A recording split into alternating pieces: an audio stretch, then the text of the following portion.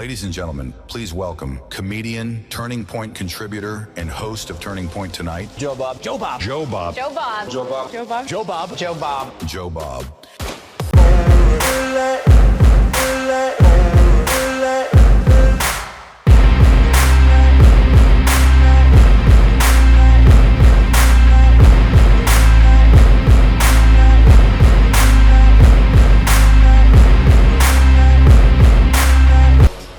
What is going on, IU? 6 of 10. We could try that again. What is going on, IU? Yeah!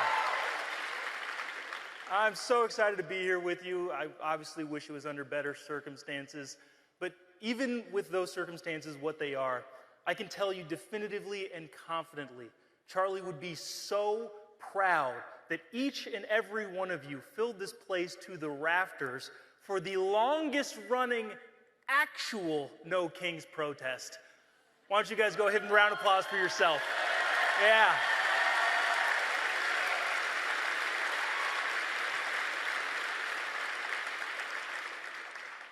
What a weird weekend that was. You got a bunch of overweight, blue-haired sociology majors parading around town, protesting against a king we don't have. It's really interesting. One of the things that Charlie used to say so often was be precise with your language. Be precise and be responsible with everything that you say. I found out over the weekend that the libs do the exact opposite of that. They are not precise. They're not responsible. We've all seen that. And what I thought was super interesting is it's really not even what you say. It's also like how you say it. Like if I went to the No Kings protest, I'm like, that's Jimmy, he's queer. They would all cheer and celebrate, hooray, Jimmy. If I said the same exact thing in a different tone, that's Jimmy, he's a queer. Now I'm in trouble. So, because I want to elaborate a little bit more on the precise angle that Charlie talked about so often. And what I've been doing on these tours is kind of telling some behind-the-scenes stories of what it was like working with Charlie in hopes of illuminating the kind of guy that he was and the mission that he was on. A while ago, so Turning Point has a bunch of different contributors, and we all do different things. You've got people who are rappers, you've got people who do the pop culture thing. Obviously, you had Charlie who do the debates and the logic and the reason. And it was a very good idea, but at a certain time, the top brass at Turning Point figured out, well, we should do like a roundtable discussion, like a long-form podcast where we bring our contributors and we just kind of have a free-flowing discussion. And so that was the initiative, and I was chosen along with Turning Point contributor Alex Clark. Yeah, Alex, to sit down with Charlie and do this roundtable. I want to show you a picture of that right here. Hopefully you can see it.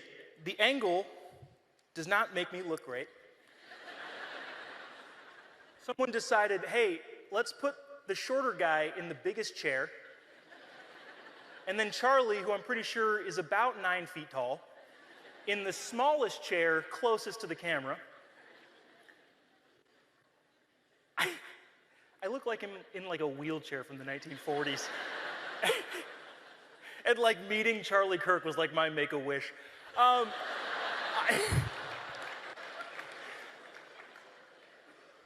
So we had these roundtable discussions, and we got a few good clips from them. We did 3 of these with Charlie, Alex, and myself.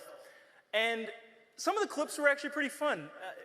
Alex and I pushed a conspiracy theory that Mattress Firm, the mattress store, is laundering money for the cartel. Charlie had absolutely none of it. Charlie told a story about how his team took his Twitter account away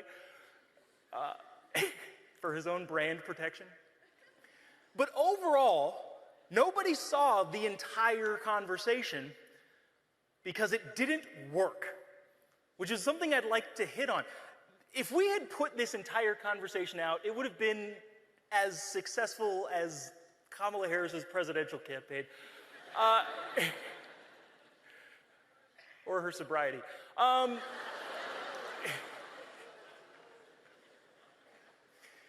But these things went off the rails so fast and so hard, Joe Biden might have actually visited.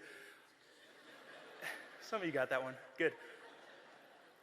But it didn't work for a lot of different reasons, and most of those were because you had three people who were in the conservative movement, but so far apart from each other that it made it difficult to kind of get a cohesive message together. The conversations went all over the place. You have Charlie talking about the teleological dissymmetries between Nietzsche and Aristotle.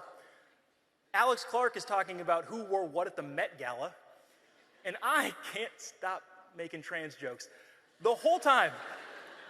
And so, even though there were great clips, the broader conversation just didn't really work. Let me give you an example of something that happened in kind of a lull in the conversation.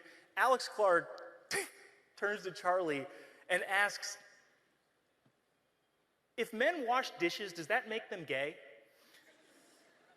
And Charlie looked up and was thinking, and was thinking, and thinking.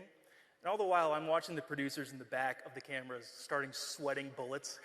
Like, oh my gosh, what is he going to answer to this? So Charlie gets asked, is washing dishes gay? And he says, well, everything is gay if you go to Purdue. He didn't say that. He didn't say that. He didn't say that. I got to stop ribbing the rivalry schools, because for all I know, we're going to be at Purdue next semester. I'm going to have to explain that one.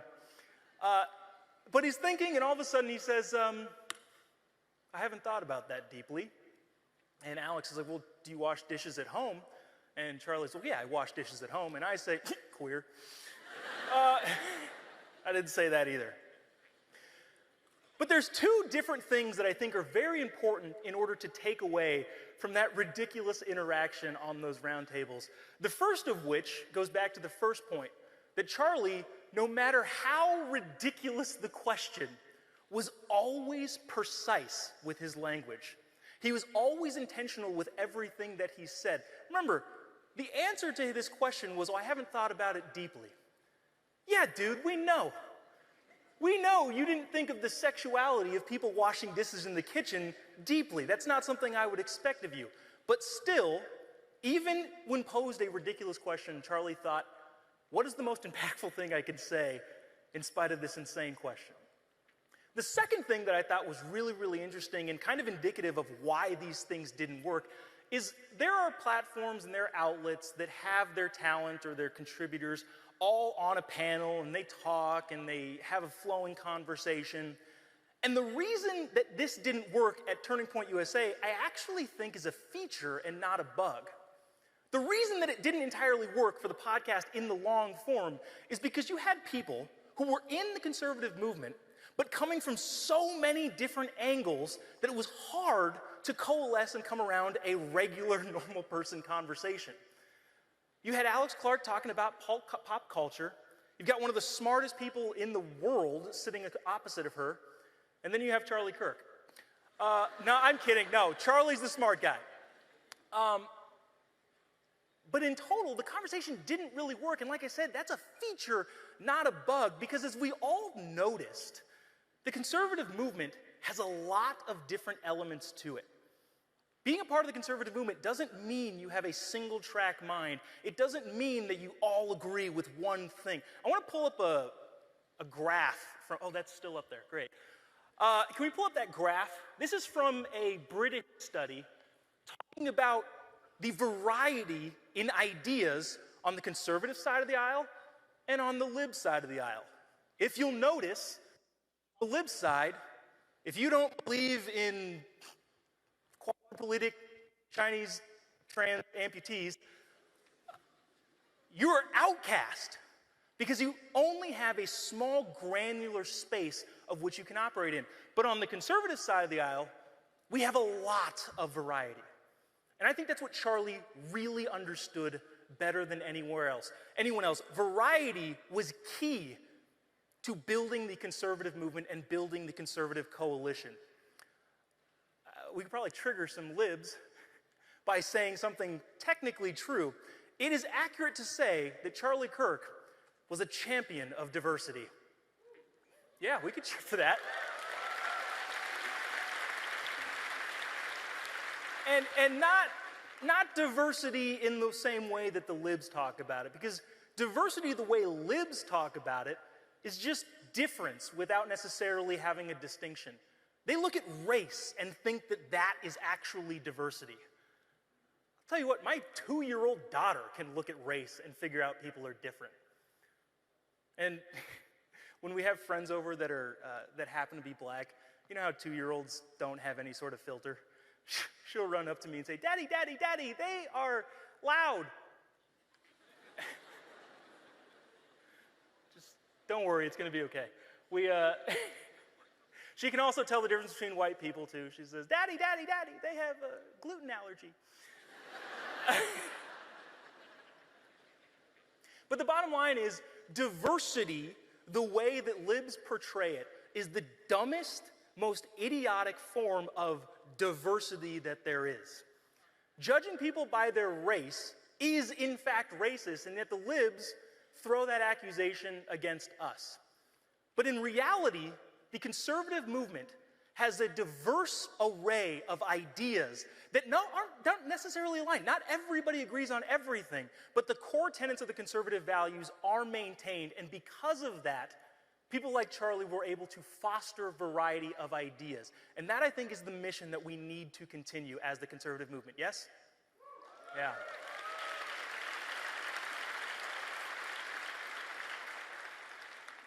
You know, over the course of the 3 years that I was able to tour with Charlie, people would come up and students would come up and say hello. And they'd say, "I really want to get involved in Turning Point. What can I do?" And I said, well, what do you want to do specifically? And so often the answer was, "I want to be the next Charlie Kirk." And while I think I understand the sentiment behind that, and I think Charlie would too, it's great to be admired, I think he actually might phrase it a little bit differently. Because Charlie was able to foster variety within the conservative movement, he would say, rather than trying to be a version of somebody else, how about instead try to be the best version of you that you can be, yes?